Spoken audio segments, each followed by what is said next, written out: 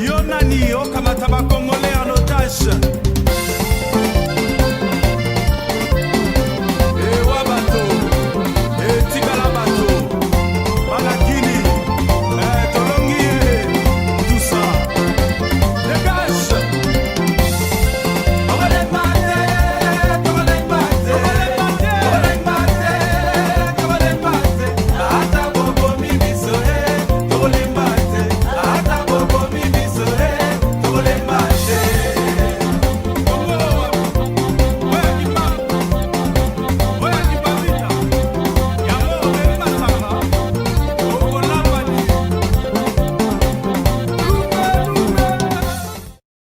L'œil du patriote du 5 novembre 2020 à lire sur www.info-apareco.com.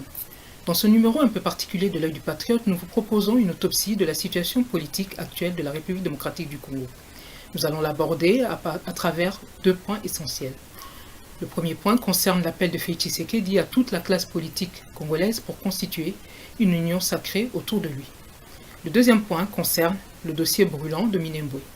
Car il est important à ce stade du combat de libération de la RDC que chaque Congolais, et en particulier les résistants congolais, comprennent bien les enjeux du moment pour qu'aboutisse enfin l'action que nous devons mener ensemble contre les plans machiavéliques des occupants d'une part et leurs complices au sein de la classe politique congolaise d'autre part.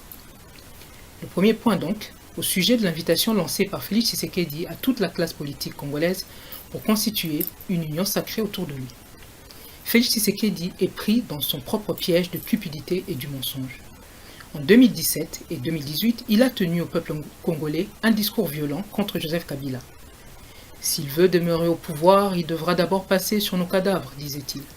Mais en même temps, il menait des négociations secrètes avec les proches de Kabila, à Ibiza, à Monaco et à l'hôtel Raphaël à Paris. Après les élections, sans honte, il demande à ses fanatiques de l'UDPS d'accepter Kabila comme leur allié politique. Quel politicien congolais sérieux acceptera encore de faire un deal politique avec Félix Tshisekedi, un homme qui a prouvé qu'il ne respecte jamais sa parole? Tenez, il a renié les accords conclus avec Moïse Katumbi suite à l'OPA conclu avec ce dernier pour lui céder l'UDPS du vivant de son père malade. Il a renié les accords conclus avec Kalev Muto qui lui avait amené des mallettes d'argent pour manipuler son père Tshisekedi et l'amener au dialogue avec Kabila.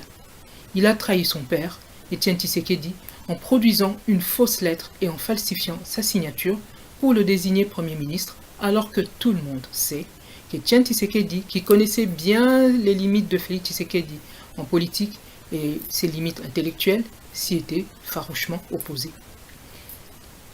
Il a aussi renié les accords de Genève, où il s'était engagé personnellement en jurant que si jamais il y renonçait, son sort serait la mort. Il a renié les accords conclus avec Vital Kamerhe, en promettant à sa famille biologique et politique qu'ils chemineront ensemble durant 10 ans. Il a même invité les proches de Kamerhe de lui poser la question dans 10 ans pour savoir s'ils sont toujours ensemble.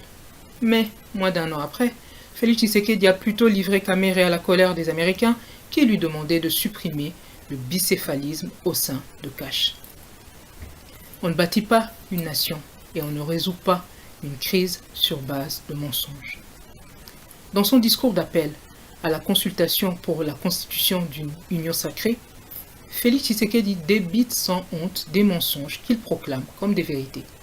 Tenez, vous, peuple congolais, m'avez élu, dit-il, vous, peuple congolais toujours, m'avez confié la mission, alors qu'il a trahi et volé le vote du peuple congolais pour ses intérêts privés. S'il veut réellement réparer les fautes commises, il devrait, primo, demander publiquement pardon au peuple congolais.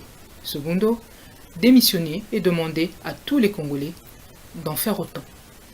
Et tertio, rejoindre la résistance et lancer un appel à tous les Congolais de se soulever pour chasser l'occupant rwandais de nos institutions, de notre armée et la police et de nos services de sécurité et de renseignement. En janvier 2019, on a rabâché les oreilles des Congolais en vantant la réussite de la première alternance démocratique apaisée et civilisée intervenue en RDC depuis son indépendance. Voilà qu'aujourd'hui, 2 ans à peine après, Félix Tshisekedi, qui a chaque fois loué les mérites de cette coalition, revient maintenant vers le peuple congolais pour lui dire que cette coalition est la source même du blocage et des malheurs de la RDC. S'il est vrai que la coalition est la source du problème, alors tous les membres de cette coalition doivent débarrasser le plancher, et sans exception. En effet, sur quelle base Félix Tshisekedi voudrait-il appeler les autres leaders à l'aider pour se débarrasser de ses alliés du FCC qui l'ont mis là où il est? Pourquoi la PARECO et le CNRC appellent-ils le peuple congolais à rejeter le schéma politique de consultation proposé par Félix Tshisekedi, comme certains se le demandent? Félix Tshisekedi et ses alliés rwandais veulent détourner l'attention et la colère des Congolais de l'affaire Minembwe. Ce pseudo-conflit au sein de la coalition FCC-Cash, déclenché par Félix Tshisekedi, est intervenu juste au paroxysme de la colère du peuple congolais contre lui et ses alliés rwandais au sujet de l'affaire Minembwe. C'est une diversion de courte durée, juste le temps que les Congolais oublient Minembwe. Dans sa déclaration à la presse, Emmanuel Shadari donne un élément important. Il vient de révéler que Joseph Kabila a demandé à tous les membres du FCC de ne pas réagir au discours de Félix Tshisekedi, mais de garder silence parce qu'il reviendra à eux. Comme on le voit, les gesticulations de Félix Tshisekedi ne sont donc qu'une distraction visant à détourner pour un moment la colère et l'attention croissante des Congolais qui viennent de prendre conscience de la réalité de l'occupation et de la balkanisation de la RDC à travers le dossier Minembwe. En choisissant la technique d'inviter les leaders politiques aux négociations pour former un gouvernement d'union nationale autour d'une union sacrée, Félix Tshisekedi sait qu'il vient de déclencher le réflexe du chien de Pavlov chez les politiciens congolais, dont la grande majorité va immédiatement courir à la mangeoire. Il n'est pas étonnant que Joseph Kabila, qui est l'initiateur de cette technique des chiens de Pavlov, qui lui a tant réussi dans le passé, soit justement la personne qui a suggéré à Fachi cette malicieuse idée. C'est pourquoi le peuple congolais doit stigmatiser tout politicien congolais qui répondra favorablement à ce rendez-vous à la mangeoire nationale où les politiciens se rencontrent toujours pour se gaver, oubliant le peuple à sa misère. Et le moment venu, ces mêmes politiciens reviendront au peuple pour leur jeter quelques miettes lors des meetings populaires, leur demandant de voter de nouveau pour eux. Le peuple congolais doit briser ce cercle vicieux et arrêter la spirale de cette descente aux enfers. Car aucun dialogue, aucune concertation, ni aucun accord n'a su mettre fin à la crise que traverse la République démocratique du Congo depuis 24 ans. Parce que les occupants n'abandonnent jamais le pays qu'ils occupent à l'issue d'un dialogue ou d'une négociation pacifique. Le peuple congolais a accepté plus de 34 dialogues et accords sans jamais obtenir la liberté et la paix promises. Il est donc temps que le peuple congolais expérimente maintenant l'autre solution qui lui est proposée par la résistance et qui n'a pas encore essayé jusqu'ici.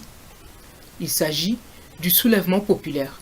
Il s'agit d'une révolution populaire de toutes les filles et de tous les fils du Congo. Comme je vous l'ai dit précédemment, le deuxième point que nous allons aborder concerne le dossier brûlant de Minembwe. Le problème de Minembwe, pour lequel le leader de la PARECO alerte l'opinion tant nationale qu'internationale depuis son apparition depuis les années 2004, ce problème constitue le nœud gordien de la crise congolaise. En effet, si le peuple congolais parvient à bloquer la détermination des Rwandais à créer contre vents et marées le territoire de Minembwe, alors il aura du même coup stoppé le fameux plan d'occupation, de prédation et de balkanisation de la République démocratique du Congo. Pour les Rwandais et pour les Congolais aussi, particulièrement ceux de la région concernée, le conflit de Minembwe est une question de vie ou de mort. Car Minembwe est l'arbre qui cache la forêt.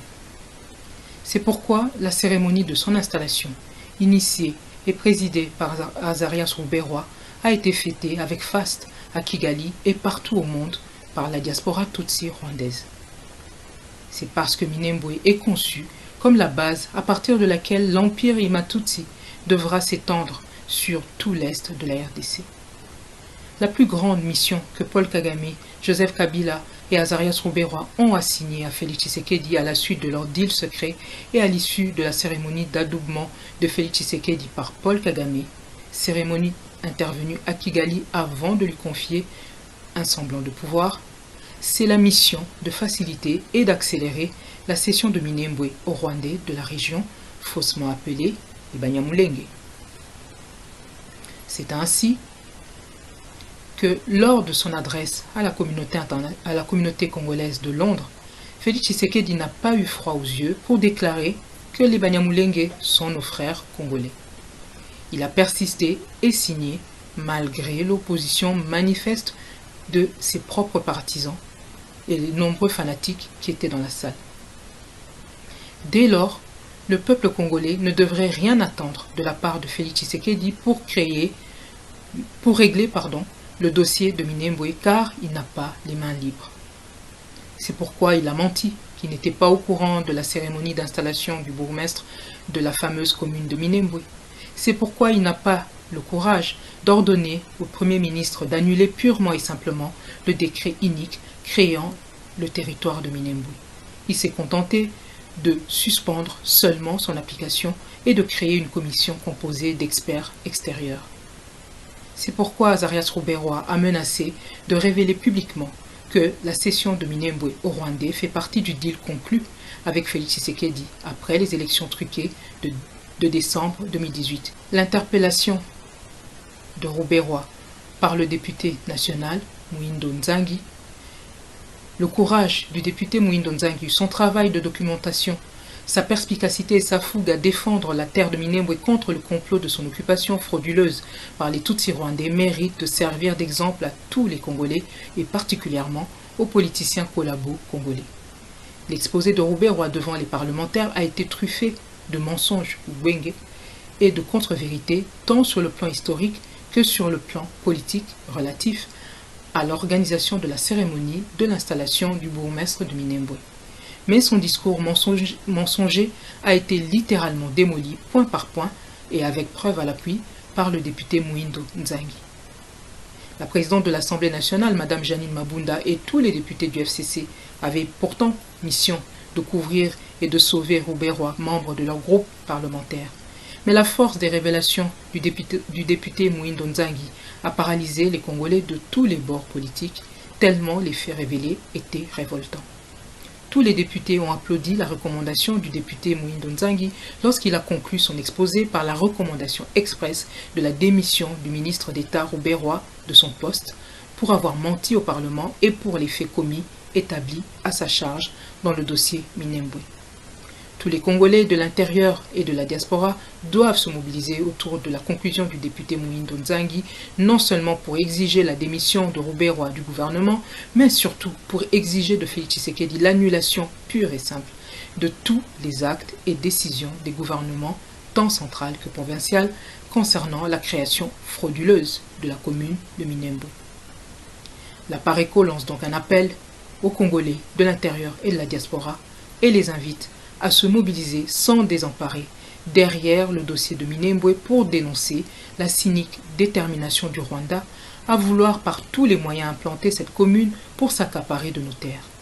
Rappelons que la décision de créer la commune de Minembwe ne vient pas des populations congolaises de cette partie de la République, loin s'en faut. La décision de créer Minembwe a été prise par Paul Kagame au mois de janvier 2004 à Kigali. Cette information a été livrée au public par Honoré Mbanda en 2004 grâce à la lettre du premier administrateur de la commune de Minembwe, M. Théo Mugaza, d'origine rwandaise, lettre adressée à Azarias Ruberwa en tant que vice-président de la République dans la formule 1+4. Cette lettre, vous pourrez la consulter sur le site de la Pareco, www.info-apareco.com. Cette lettre livre en outre les objectifs suivants poursuivis par les Rwandais à travers la création du territoire de Minembwe, à savoir À partir de Minembwe, étendre leur contrôle de toute la province du Sud Kivu, prendre le contrôle du lac Kivu et du lac Tanganyika, et prendre ensuite le contrôle des gisements des minerais dans toute la province du Sud Kivu.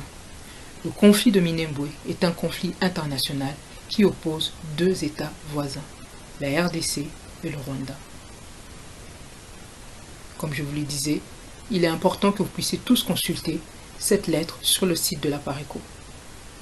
Lettre qui a été publiée dans le livre de M. Honoré Ngwanda, Crime organisé en Afrique centrale, en 2004, livre publié par les éditions d'Ivoiris.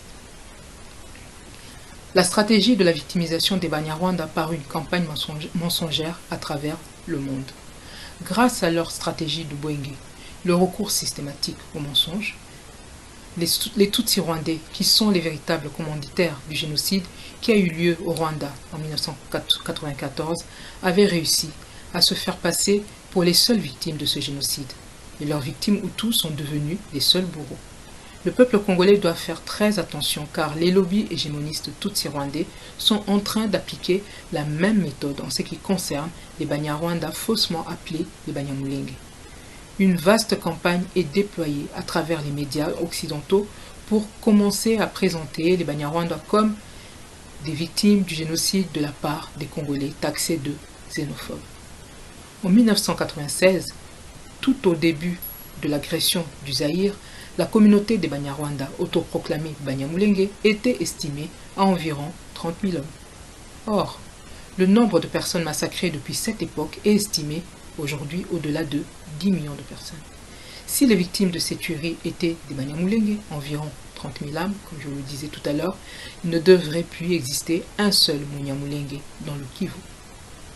En conclusion, les Congolais doivent se montrer vigilants et répliquer coup par coup à tous les mensonges disséminés par les Rwandais partout dans le monde. L'heure est au combat, ne baissons pas les bras. Ingeta, Paris, 5 novembre 2020, L'œil du patriote, à lire sur www.info-apareco.com.